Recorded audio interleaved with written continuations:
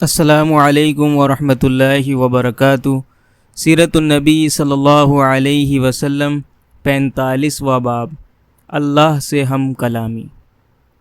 دوزخ کا حال یہ دکھایا گیا کہ آپ وادی میں پہنچے، وہاں آپ نے ایک بہت بدنما آواز سنی، آپ نے بدبو بھی محسوس کی۔ آپ نے پوچھا، جبرائیل یہ کیا ہے؟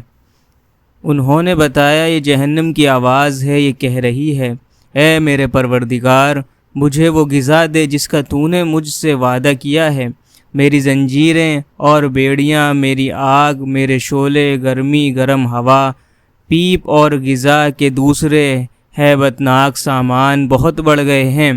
میری گہرائی اور اس گہرائی میں آگ کی تپش یعنی میرا پیٹ اور اس کی بھوک بہت زیادہ ہے، اس لیے مجھے میری وہ خوراک دے جس کا تو نے مجھ سے وعدہ کیا ہے۔ جہنم کی اس پکار کے جواب میں اللہ تعالیٰ نے فرمایا، ہر کافر اور مشرک، بد تینت، بدمعاش اور خبیث مرد اور عورت تیری خوراک ہیں۔ یہ سن کر جہنم نے جواب دیا، بس میں خوش ہو گئی۔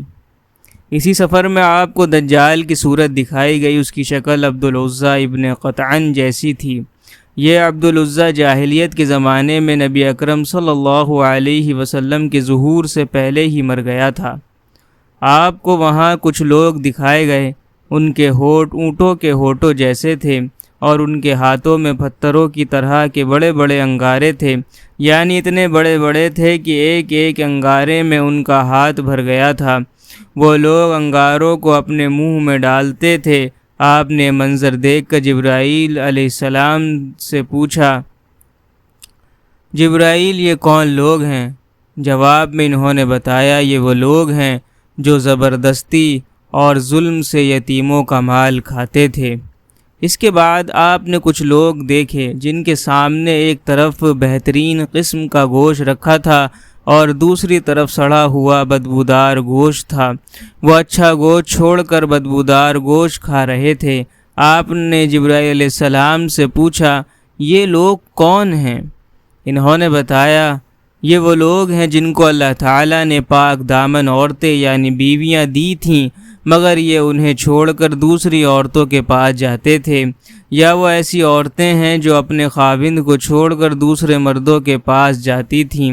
آپ نے وہاں ایسے لوگ دیکھے جو اپنے ہی جسم سے پلہو کا گوشت نوچ نوچ کر کھا رہے تھے۔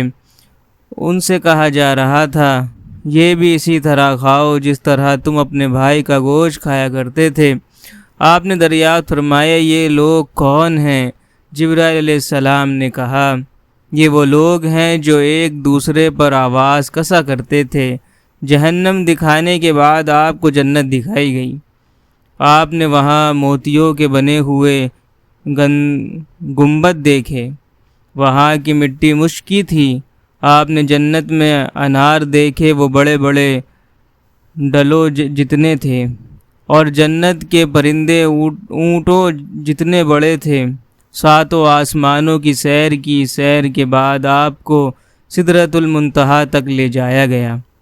یہ بیری کا ایک درخت ہے۔ حضور اکرم صلی اللہ علیہ وسلم نے سدرۃ المنتہا کی جڑ میں ایک چشمہ دیکھا، اس سے دو نہریں پھوٹ رہی تھیں، ایک کا نام کوثر اور دوسری کا نام رحمت۔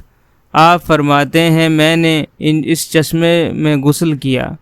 ایک روایت کے مطابق سدرۃ المنتہا کی جڑ سے جنت کی 4 نہریں نکل رہی ہیں، ان میں سے ایک نہر پانی کی، دوسری دودھ کی، تیسری شہد کی اور چوتھی نہر شراب کی ہے۔ اسی وقت سدرۃ المنتہا کے پاس آپ نے جبرائیل علیہ السلام کو ان کی اصل شکل میں دیکھا، یعنی جس شکل میں اللہ تعالیٰ نے بنایا تھا۔ ان کے 600 پر ہیں اور ہر پر اتنا بڑا ہے کہ اس سے آسمان کا کنارہ چھپ جائے۔ ان پروں سے رنگا رنگ موتی اور یاقوت اتنی تعداد میں گر رہے تھے کہ ان کا شمار اللہ ہی کو معلوم ہے۔ پھر ایک بدلی نے آپ کو آ کر گھیر لیا، آپ کو اسی بدلی کے ذریعے اوپر اٹھا لیا گیا۔ جبرائیل وہی رہ گئے۔ بدلی کی جگہ یعنی روایت میں ایک سیڑھی کے ذریعے اٹھانے کا ذکر بھی آیا ہے۔ یہاں آپ نے سر اقلام یعنی لوح محفوظ پر لکھنے والے قلموں کی سرسراہٹ کی آوازیں سنی۔ یہ تقدیر کے قلم تھے اور فرشتے ان سے مخلوق کی تقدیریں لکھ رہے تھے۔ اس تفصیل سے معلوم ہوا کہ جبرائیل علیہ السلام سدرۃ المنتہا سے آگے نہیں گئے، اور یہ بھی معلوم ہوا کہ سدرۃ المنتہا 7ویں آسمان سے اوپر ہے۔ بعض علماء نے لکھا ہے کہ یہ عرش اعظم کے دائیں طرف ہے۔ ایک روایت میں ہے کہ جبرائیل علیہ السلام آپ صلی اللہ علیہ وسلم کو لے کر 7ویں آسمان کے اوپر گئے۔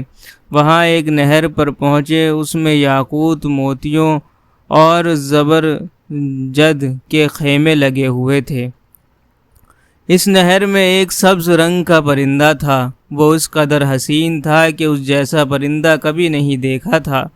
جبرائیل علیہ السلام نے بتایا، یہ نہر کوثر ہے جو اللہ تعالیٰ نے آپ کو عطا فرمائی ہے۔ آپ فرماتے ہیں، میں نے دیکھا اس میں یاقوت اور زمرد کے تھالوں میں رکھے ہوئے سونے اور چاندی کے جام تیر رہے تھے۔ اس نہر کا پانی دودھ سے زیادہ سفید تھا۔ میں نے ایک جام اٹھایا، اس نہر سے بھر کر پیا تو وہ شہد سے زیادہ میٹھا اور مشک سے زیادہ خوشبودار تھا۔ آپ فرماتے ہیں، جبرائیل علیہ السلام مجھے لیے ہوئے سدرۃ المنتہا تک پہنچے۔ اس کے پاس حجاب الاکبر ہے۔ حجاب الاکبر کے پاس پہنچ کر انہوں نے کہا، میری پہنچ کا مقام یہاں ختم ہو گیا، اب آپ آگے تشریف لے جائیں۔ آپ فرماتے ہیں، میں آگے بڑھا یہاں تک کہ میں سونے کے ایک تخت تک پہنچ گیا، اس پر جنت کا ریشمی قالین بچھا تھا۔ اسی وقت میں نے جبرائیل کی آواز سنی، وہ کہہ رہے تھے، اے محمد صلی اللہ علیہ وسلم، اللہ تعالیٰ آپ کی تعریف فرما رہا ہے، آپ سنیے اور اطاعت کیجیے۔ آپ کلام الہی سے دشت زدہ نہ ہوں۔ چنانچہ اس وقت میں نے حق تعالیٰ کی تعریف بیان کی۔ اس کے بعد مجھے اللہ کا دیدار ہوا، میں فوراً سجدے میں گر گیا۔ پھر اللہ نے مجھ پر وحی اتاری اور وہ وحی یہ تھی، اے محمد صلی اللہ علیہ وسلم، جب تک آپ جنت میں داخل نہیں ہو جائیں گے اس وقت تک تمام نبیوں کے لیے جنت حرام رہے گی۔ اسی طرح جب تک آپ کی امت جنت میں داخل نہیں ہوگی تمام امتوں کے لیے جنت حرام رہے گی۔ اس کے علاوہ اللہ تعالیٰ نے فرمایا، اے محمد، ہم نے کوثر آپ کو عطا فرما دی ہے۔ اس طرح آپ کو یہ خصوصیت حاصل ہو گئی ہے کہ تمام جنتی آپ کے مہمان ہوں گے۔ اس کے بعد 50 نمازیں فرض ہوئیں۔ 50 نمازیں حضرت موسیٰ کے مشورے سے کم کرائی گئیں، یہاں تک کہ ان کی تعداد 5 کر دی گئی۔